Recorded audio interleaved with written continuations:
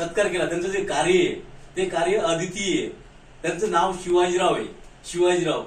शिवाजीराव म्हणजे ह्या नावामध्ये अशी शक्ती आहे की ती शक्ती सगळ्यांना प्रेरणा देणारी आहे.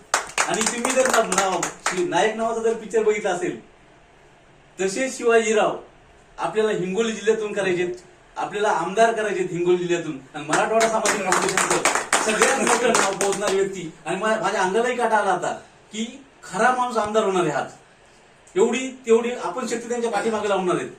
आणि ही एक प्रेरणा आहे. शिवाजीराव नायक एक दिवसाचे मुख्य सीएम होते. आपले शिवाजीराव 5 वर्षाचे आमदार असतील.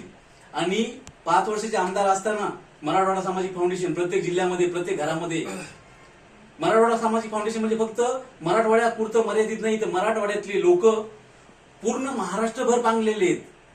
पूर्ण महाराष्ट्रभर पूर्ण महाराष्ट्रभर आपलं नाव करायचंय. प्रत्येक जिल्ह्यामध्ये आपलं नाव करायचंय. पुढे कोणालाही काही अडचणी असतील तर प्रत्येकानं आत्मीयता ठेवली पाहिजे की आपला भाऊ आहे, आपला कोणतरी, माझा कोणतरी आहे. जेव्हा मला माझा कोणतरी वाटेल तेव्हा मी त्याच्यासाठी परत जाईल.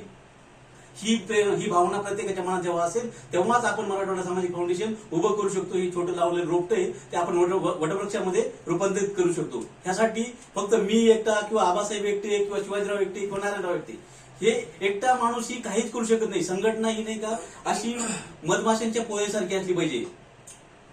आतापर्यंत तुम्ही कधी ऐकलं का मधमाशांच्या पोळीला कोण दगड मारलेला? लोक गाढवाला मारतील, डुकराला मारतील, वाघाला मारण्याचा प्रयत्न करतील, पण मधमाशाला कधीच मारणार नाही. कारण हे एकीचं बळ खूप मोठं असतं. त्यासाठी सगळे एक होणं गरजेचं असतं, एक मन होणं गरजेचं असतं. आज जगंत उदाहरण म्हणजे शिंदे साहेबांचं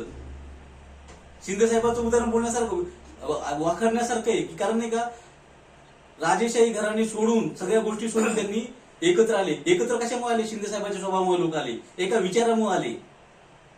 नाही तर मग सगळेच चालले असते ठाकरे साहेबांसोबत. चला ठाकरे साहेब, उद्धव बाळासाहेब ठाकरे नावावर